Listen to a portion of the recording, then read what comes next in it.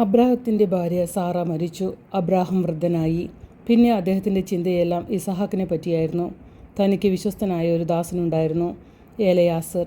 അവനെ വിളിച്ച് അബ്രാഹം പറഞ്ഞു, നീ എൻ്റെ നാട്ടിൽ പോയി ചാർച്ചക്കാരുടെ ഇടയിൽ നിന്ന് എൻ്റെ മകന് ഒരു ഭാര്യയെ അന്വേഷിച്ച് കണ്ടുപിടിക്കുക. അതനുസരിച്ച് എലയാസർ പുറപ്പെട്ടു. 10 ഒട്ടകങ്ങൾ, വേലക്കാർ, വിലപ്പെട്ട സാധനങ്ങൾ, ഇങ്ങനെ പലതും കൊണ്ടവൻ മെസൊപ്പൊട്ടേമിയയിൽ ഹാരാൻ എന്ന സ്ഥലത്തേക്ക് പുറപ്പെട്ടു.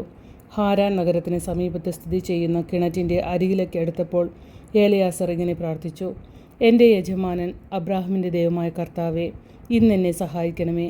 ഞാൻ ഇതാ വെള്ളമുള്ള ഒരു കിണറിന് സമീപം നിൽക്കുന്നു. ഈ നഗരത്തിലെ യുവതികൾ വെള്ളം കോരാൻ ഇവിടെ വരും. ഞാൻ അവരോട് എനിക്ക് കുടിക്കാൻ അല്പം വെള്ളം തരുമോ എന്ന് ചോദിക്കുമ്പോൾ, നിങ്ങൾ കുടിക്കുക, നിങ്ങളുടെ ഒട്ടകങ്ങൾക്കും ഞാൻ കുടിക്കാൻ തരാം എന്ന് ഏത് യുവതി പറയുന്നുവോ അവളായിരിക്കട്ടെ എൻ്റെ യജമാനൻ്റെ മകൻ ഇസഹാക്കിന് ഭാര്യയായിരിക്കേണ്ടവൾ. തൻ്റെ പ്രാർത്ഥനയ്ക്ക് മറുപടി കിട്ടാൻ അയാൾക്ക് അധികം നേരം നോക്കേണ്ടി വന്നില്ല. സുന്ദരിയായ ഒരു പെണ്ണ് കിണറ്റുകരയിലേക്ക് നടന്നെടുത്തു.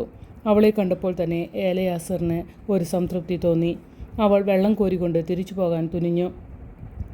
അപ്പോൾ എലയാസർ ചോദിച്ചു, എനിക്ക് ആ കുടത്തിൽ നിന്ന് കുറേ വെള്ളം കുടിക്കാൻ തരുമോ? ഉടനെ ആ കന്യക അവന് കുടിക്കാൻ വെള്ളം കൊടുത്തു. അവൻ കുടിച്ചു കഴിഞ്ഞപ്പോൾ അവൾ പറഞ്ഞു, ഞാൻ നിങ്ങളുടെ ഒട്ടകങ്ങൾക്കും വെള്ളം കോരി തരാമല്ലോ. ഇത് കേട്ടപ്പോൾ എലയാസർ കർത്താവിനോട് നന്ദി പ്രകടിപ്പിച്ചു.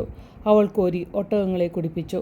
ഒട്ടകങ്ങൾ കുടിച്ചു കഴിഞ്ഞപ്പോൾ അവൻ ചോദിച്ചു, നീ ആരുടെ മകളാണ്? എനിക്ക് രാത്രി ഒന്ന് വിശ്രമിക്കുവാൻ നിൻ്റെ വീട്ടിൽ സൗകര്യമുണ്ടാകുമോ? നാക്കോറിൻ്റെ മകനായ ബത്തേലിൻ്റെ പുത്രിയാണ് ഞാൻ. റെബേക്ക എന്നാണ് എൻ്റെ പേര്. നിങ്ങൾക്ക് രാത്രി വിശ്രമിക്കാൻ ധാരാളം സ്ഥലവും സൗകര്യവും ഞങ്ങളുടെ വീട്ടിലുണ്ട്. അത് കേട്ട് ദൈവപരിപാലനയെപ്പറ്റി എലയാസറിന് കൂടുതൽ ബോധ്യമായി. കാരണം അബ്രാഹമിൻ്റെ ബന്ധത്തിൽപ്പെട്ട ഒരു കന്യകയോടാണ് താനിപ്പോൾ സംസാരിക്കുന്നതെന്ന് അവൻ ഗ്രഹിച്ചു. ബത്തേൽ മരിച്ചു പോയിരുന്നു. റെബേക്കയുടെ സഹോദരൻ ലാബാനാണ് ഇപ്പോൾ അവരുടെ കുടുംബകാര്യങ്ങൾ അന്വേഷിക്കുന്നത്. എലയാസറിൻ്റെ വരവിൻ്റെ ഉദ്ദേശം ലാബാനെ അറിയിച്ചു.